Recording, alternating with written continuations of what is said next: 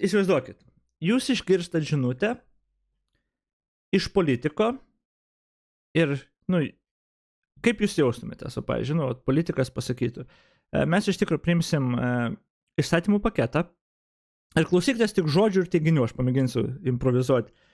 Mes priimsim dabar įstatymų paketą per ateinančią savo kadenciją, mes naujai išrinkti, ir priimsim įstatymų paketą, bus eilė pataisų visokių, kad iš tikro depolitizuoti LRT tarybą.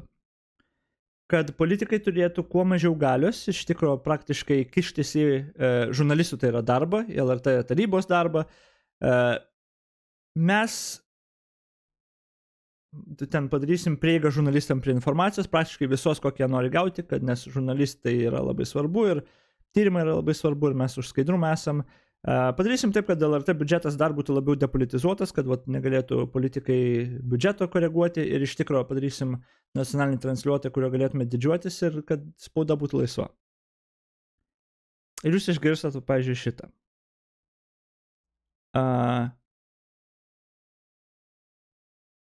Skamba gerai. Kaip jaustumėtės, jeigu tą pasako socdemas? Tragiškai. Nes tu nepasitikė socdemų. Ir socdemai jau daug kartų įrodė, kad jie gali to žodžius pasakyti, bet tada veiksmus, kurios daro, mes sukursim tada, kad žurnalistai tam, pavyzdžiui, prieitų prie informacijos, mes įvesim įstatymą, kuriuo žurnalistas turės gauti leidimą ir tada realiai jam bus prieinama visiškai visa informacija. Tai aišku, nenorim, kad bet kas iš gatvės gautų tiesiog informaciją žurnalistų apsimetęs. Tai mes įvesim patikrą, kad žurnalistas tikrai turėtų tos kvalifikacijas, viską, kad jo būtų nepriekaištinga reputacija ir panašiai, kad nustatytumėm, kad nepriekaištinga reputacija, tai ten atidarysim specialų ofisą ir tu tada supranti, kad pala.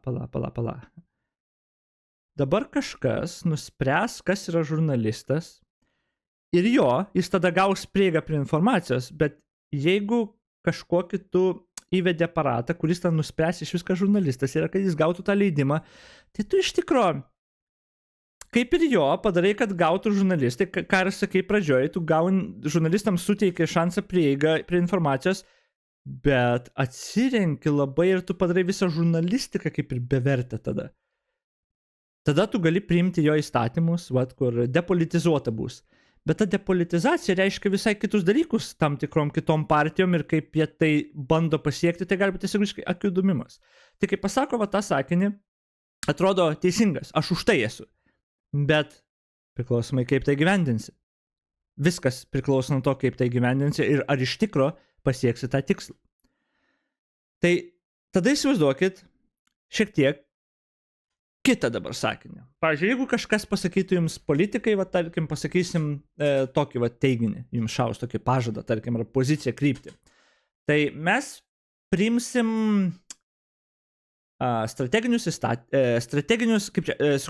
sukursim strateginį planą, priimsim gal tam tikrus įstatymus, bet nusistatysim kryptį.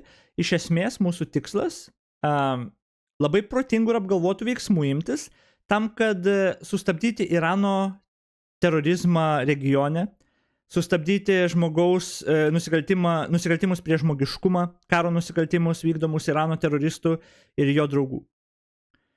Atrodytų, čia toks pažadas gerai, bet jeigu tą pasakytų, tarkim, vieningos demokratiškos ES lyderiai, aš turėčiau visai pasitikėjimo, kad tai bus daroma sistemingai, protingai, apgalvotai, paskaičiuotai. Tai nereiškia, kad mes, pavyzdžiui, iš karto puolam savo karius siųsti ar panašiai. Ir sakyčiau, čia kilnus tikslas, gal ir nauda pasauliui bus, gal ir žmonėm Irane, sakyčiau, visai gerai. Jeigu lygiai tą patį pasako nusikaltėlis, diktatorius, teistas prezidentas Trumpas, tada susprogdina ligoninę, užmuša ten mergaičių lygtais ar mokyklą ligoninę, ką ten susprogdina, aš nežinau. Užmuša, tarkim, civilių, visiškai ignoruoja tarptautinę teisę ir neaišku, koks jo tikslas, net nepasako konkrečiai, koks planas, niekas, susitarė su Izraeliu, kurie ten kaltinami genocidų, savo dalykus daro ir tiesiog, žinai, įvykdo savo dalykus pagal savo planą, Ir tu tada gal, ir tada sako, čia preemptive strike'as, bet tada kongresas sako, jokio preemptive čia, nes jokios informacijos neturėjom, kad čia mums pavojus, kad jie puls. Ir tu tada taip galvoji, gerai, pala, koks tavo gražus tikslas bebūtų, net jeigu mes jį būtumėm žinoję, tai tada gal ne taip reikia daryti, čia neskamba normalu, nes dabar man taip ir panašu, tipo, plano kaip ir jokio, nieks nieko nežino, va, aš matau, kaip politologai šokinėja nuo vieno prie kito, nieks nieko nežino, teorijų wild, o labiausiai korumpuoti ten žmonės, va, kaip Trumpas su savo viško nusikaltelių kabinetu, daro savo dalyką, kurį nori daryti pagal savo kažkokius interesus, apie kuriuos mes nieko nežinom. Tai čia galima sakyti, kad, gerai, teroristas, žinai, mirė, ir jo, fuck that guy. Aš paskaičiau 3 eilutės apie jį. Wikipedia parašiau, fuck that guy. Jis man nėra, kaip čia, artimas mano pasaulio sferai, tai to emocinio ryšio nėra, bet įsivaizduokit, jeigu kaip Putiną šitaip užmuštų. Mes visi paskaitomom, kad ir čia gal net nesitikim, kad pasaulis pasikeis. Bet vieną urodą tiesiog eliminavo. Ir that's fine. Bet tada tu ir galvoji, ir koks planas tada? Ar dabar vietoj šito urodo, kas bus? Ar 1000 kažkokių religinių fanatikų sukils ir dabar visam pasaulyje teroristinius išpuolius darys? Ar čia pakeis kažkokiu kitu? Aš nieko nežinau, nes nieks nežino. Nes nėra jokio plano. Koks buvo planas? Aš nežinau. Ir nieks nežino. Ir niekur